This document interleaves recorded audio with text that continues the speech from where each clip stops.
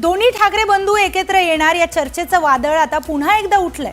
कारण राज ठाकरेंनीच उद्धव ठाकरेंना युतीसाठी अप्रत्यक्षपणे ऑफर देऊ केली आहे। मराठी माणसाच्या अस्तित्वासमोरही भांडण क्षुल्लक आहेत। उद्धव ठाकरेंना माझ्यासोबत काम करायचं आहे का अशी अप्रत्यक्ष ऑफरच राज ठाकरेंनी उद्धव ठाकरेंना दिली आहे। तर राज ठाकरेंच्या प्रस्तावावर उद्धव ठाकरेंनी देखील आता प्रतिसाद दिलाय। राज्याच्या हितासाठी किरकोळ भांडणं बाजूला ठेवायला मीही तयार, माझ्याकडून भांडणं नव्हतीच पण मिटवून टाकली असं उद्धव ठाकरेंनी म्हटलंय। त्यामुळे जुने वाद बाजूला सारून ठाकरे बंधू एकमेकांना पुन्हा टाळी देणार का, राज आणि उद्धव ठाकरे एकत्र येणार का अशा विविध चर्चांना पुन्हा एकदा उधाण आलंय। शिवसेना फुटली नाही, फुटली तर तुम्ही अजूनही एकत्र येऊ शकता का? अजूनही एकत्र येऊ शकता का? हे अख्ख्या महाराष्ट्राचं काय म्हणतात स्वप्न आहे। हे बघा, प्रश्न असा आहे ना की या सगळ्याच्यामध्ये कुठच्याही मोठ्या गोष्टीसाठी मला असं वाटतं आमच्यातले वाद, आमच्यातली भांडणं, आमच्यातल्या गोष्टी या किरकोळ आहेत। महाराष्ट्र खूप मोठा आहे हो, कळलं का?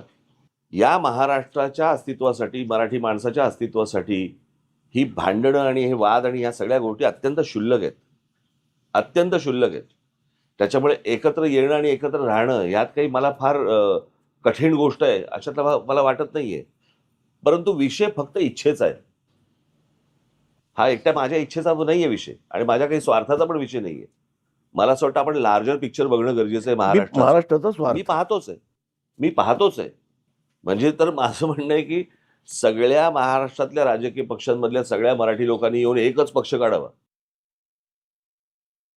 दरम्यान राज ठाकरेंच्या या विधानानंतर उद्धव ठाकरेंनी काय प्रतिक्रिया दिली आहेत पाहूयात। माझं तर मत असं आहे की मराठीसाठी आणि महाराष्ट्राच्या हितासाठी अगदी किरकोळ भांडणं, तुम्ही बाहेर गेल्यानंतर बातम्या वाचल्यानंतर कळेल मी किरकोळ भांडणाचा संदर्भ काय आहे। किरकोळ भांडणं बाजूला ठेवायला मी सुद्धा तयार आहे आणि मी सुद्धा सर्व मराठी माणसांना या हितासाठी, महाराष्ट्राच्या हितासाठी, मराठीसाठी एकत्र येण्याचं आवाहन करतोय।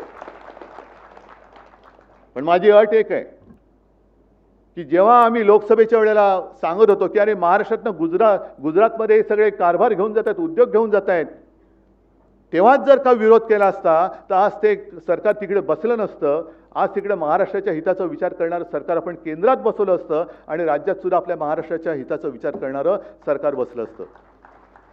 त्याच वेळेला हे काळे कामगार कायदे आपण फेकून दिले असते कचऱ्याच्या टोपलीमध्ये। पण तेव्हा पाठिंबा द्यायचा, आता विरोध करायचा, मग परत तडजोड करायची, हे असं नाही। महाराष्ट्राचं हित, मग त्याच्या आड जो कोणी येईल त्याचं स्वागत मी करणार नाही, त्याला मी घरी बोलवणार नाही, त्याच्या घरी मी जाणार नाही, त्याचं आगत स्वागत, त्याच्याबरोबर पंक्तीला बसणार नाही, हे पहिले ठरवा आणि मग महाराष्ट्र हिताच्या गोष्टी करा। बाकी आमच्यातली भांडणं मी आज सांगतो, जी काय भांडणं माझ्याकडनं नव्हतीच कोणाशी, मिटून टाकली, चला, पण पहिले हे ठरवा। दरम्यान हे सगळं बघितल्यानंतर महाराष्ट्राच्या राजकीय सामन्यात आता ठाकरे बंधूंची ही ओपनर जोडी आगामी काळात काय पाहायला मिळणार अशी चर्चा राजकारणापासून ते सर्वसामान्यांपर्यंत सुरू झाली आहे। त्यामुळे गेल्या 2 दशकातला ठाकरे बंधूंमधला हा दुरावा संपणार का, ठाकरे बंधूंचं मनोमिलन होणार का, यापूर्वी 2 वेळा फसलेला प्रयोग तिसऱ्यांदा तरी यशस्वी होणार का याची उत्सुकता आहे। जर हे राजकीय समीकरण उदयास आलं तर त्याचे राज्याच्या राजकारणावर काय परिणाम होणार यावर देखील तर्कवितर्क लावले जातात। दरम्यान राज ठाकरेंनी उद्धव ठाकरेंना टाळी दिली आहे। यावरून राज ठाकरे आणि उद्धव ठाकरे एकत्र येणार का याची चर्चा राज्याच्या राजकारणात सुरू झाली आहे। याबाबत राजकीय क्षेत्रातही प्रतिक्रिया उमटल्यात, पाहूयात त्याबाबतचा एक स्पेशल रिपोर्ट। या महाराष्ट्राच्या अस्तित्वासाठी, मराठी माणसाच्या अस्तित्वासाठी ही भांडणं आणि हे वाद आणि या सगळ्या गोष्टी अत्यंत क्षुल्लक आहेत। किरकोळ भांडणं बाजूला ठेवायला मी सुद्धा तयार आहे आणि मी सुद्धा सर्व मराठी माणसांना या हितासाठी, महाराष्ट्राच्या हितासाठी, मराठीसाठी एकत्र येण्याचं आवाहन करतोय। मनसे अध्यक्ष राज ठाकरे आणि उद्धव ठाकरे यांनी केलेल्या वक्तव्यामुळे राज्याच्या राजकारणात पुन्हा एकदा ठाकरे बंधू एकत्र येणार का याबाबत चर्चा सुरू झाली। यावर राजकीय प्रतिक्रिया येणंही ओघानेच आलंय।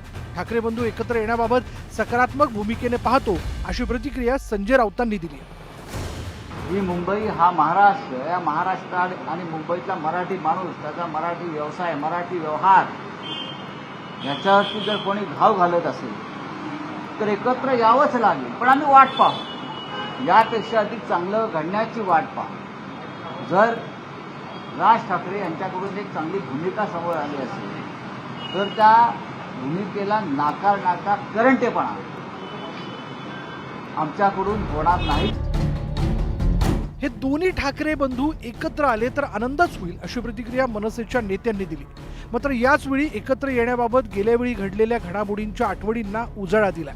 तसंच ठाकरेंच्या शिवसेनेवर अनेक सवालांच्या फैरीही डागल्यात. जेव्हा आपण दूध पितो आणि जीभ पोळते तेव्हा आपण ताकपण फुंकून पितो, बरोबर आहे ना? ही आपली म्हण आहे. त्यामुळे आमची जीभ एवढी वाजलेली आहे यांच्याबरोबर 14 मध्ये 17 मध्ये लोकांचीही वाचताना आम्ही बघितली आहे.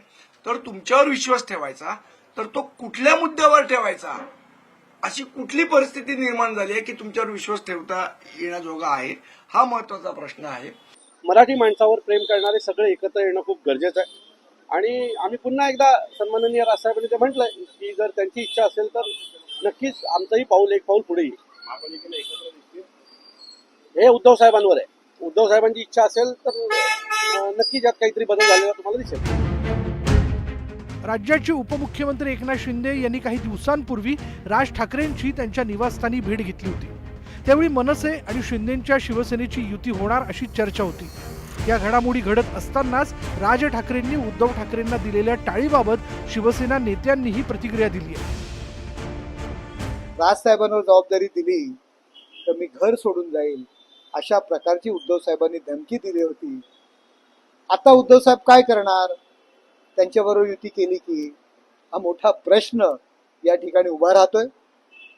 उद्धव ठाकरे साहेब कधीच राजसाहेबांना ऍक्सेप्ट करणार नाही. हे कधी घडेल की जेव्हा ही एकदा घडू तर द्या, एकदा बसू तर द्या. हे बसतील केव्हा याच्यासाठी सुद्धा जो काही मुहूर्त लागेल ना, मला वाटतं याची शक्यता कितपत आहे. नसता विनायकराव चालले कुणाशी तरी बोलायला, अशा निधी होणार नाही. नसता त्याचा सकाळचा आमचा भोंगा काहीतरी आता उद्या बघा त्याच्यावर आता वेगळं स्टेटमेंट तो देईल ज्याच्यामुळे राजसाहेबाचं आणि उद्धव साहेबाचं जमणार. राज ठाकरे आणि उद्धव ठाकरे हे दोन्ही एकत्र येत असतील तर त्यावर आक्षेप घेण्यासारखं कारण नाही अशी प्रतिक्रिया भाजप नेत्यांनी दिली.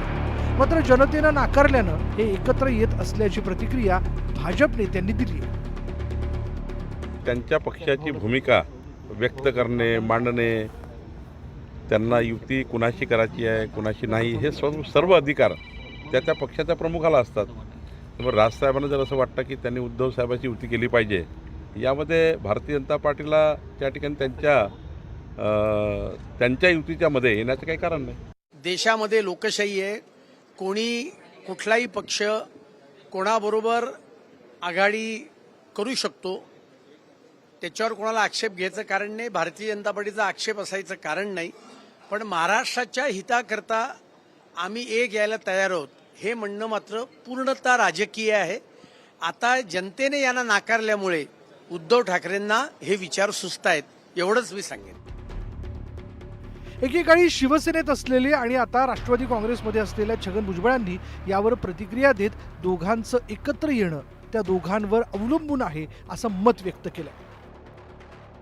राजकारणात कधी काय होईल जी तुम्ही आम्ही कल्पना करू शकत नाही, अशा सुद्धा गोष्टी काही मागच्या काही वर्षांमध्ये झालेल्या आपण पाहिलेल्या आहे. सरकार बनली, सरकार पडली, नवीन सरकार आली, तर काही होऊ शकतं. परंतु एवढ्या घाईघाईत काही होईल असं मला काही वाटत नाही. पण झालं तर उत्तम आहे. म्हणजे एक जुना शिवसैनिक म्हणून माझ्या तर शुभेच्छा आहेत. हे दोघे जर एकत्र आले तर निश्चितपणे जे आहे फार मोठी ताकद महाराष्ट्रामध्ये ठाकरेंची पुन्हा तयार होईल. राज ठाकरे यांनी दिलेली टाळी आणि त्याला उद्धव ठाकरेंनी दिलेला प्रतिसाद यामुळं खरंच राज ठाकरे आणि उद्धव ठाकरे एकत्र येणार का याची चर्चा आत्तापासूनच रंगू लागली. मात्र या घडामोडींमुळे राज्याचं राजकारण मात्र ढवळून निघालंय इतकं नक्की. Bureau report, news 18 Lokmat.